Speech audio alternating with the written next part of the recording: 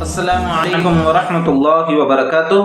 محترم عزیزوں اور دوستو، ایام قربانی میں جانوروں کے ذبح کرنے کے سلسلے میں بہت سی غلطیاں عوام کرتی ہیں، جن غلطیوں کی اصلاح بہت ضروری ہے۔ آج کے اس ویڈیو میں انشاءاللہ ہم ان غلطیوں کو سمجھیں گے اور ان غلطیوں کی اصلاح کیسے کی جائے اس کو سمجھنے کی کوشش کریں گے۔ تو قربانی کے جانوروں کے ذبح کرنے کے سلسلے میں سب سے پہلے غلطی تو یہ ہوتی ہے کہ جب جانور کو ذبح کرنے کے لیے لایا جاتا ہے تو اسے بے تحاشا پیٹا جاتا ہے، بے تحاشا مارا جاتا ہے، اس کے ساتھ ظلم کا برتاؤ کیا جاتا ہے۔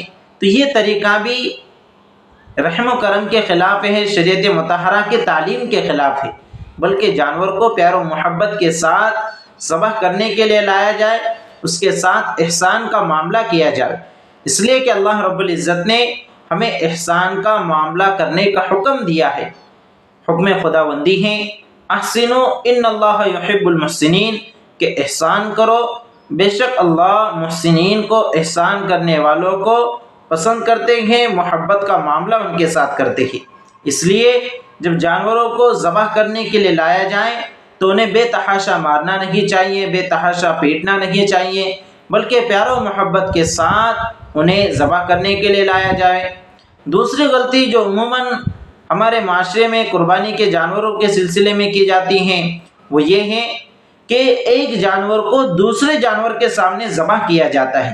یہ انتہائی غلط بات ہے کہ ایک جاندار کو دوسرے جاندار کے سامنے کاٹا جائے، بلکہ یہ رحم کے بھی خلاف ہے۔ جب ایک زندہ جانور دیکھے گا اپنے آنکھوں سے کہ اس کے سامنے اسی کے نسل کے ایک جانور کو کاٹا جا رہا ہے تو اس کے نفس کے اندر، اس کے جی میں کیسا ڈر اور خوف پیدا ہوگا۔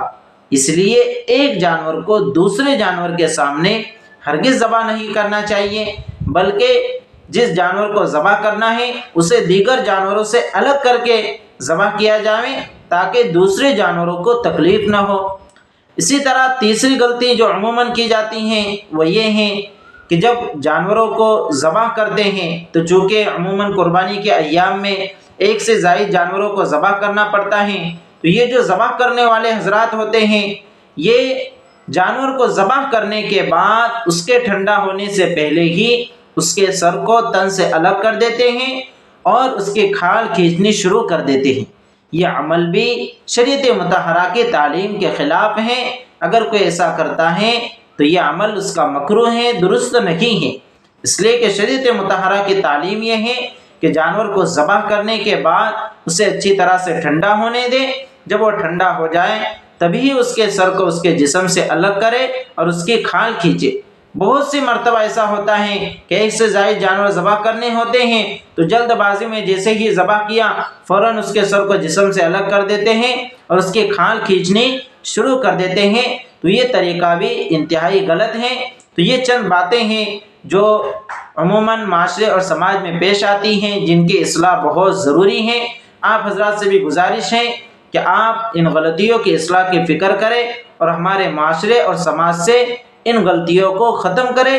اللہ رب العزت سے دعا ہے کہ اللہ رب العزت ہمیں اس فریضے کو اللہ کے رسول صلی اللہ علیہ وسلم کے بتائے ہوئے طریقے کے مطابق کرنے کی توفیق مرحمت فرمائے۔ والسلام علیکم ورحمۃ اللہ وبرکاتہ۔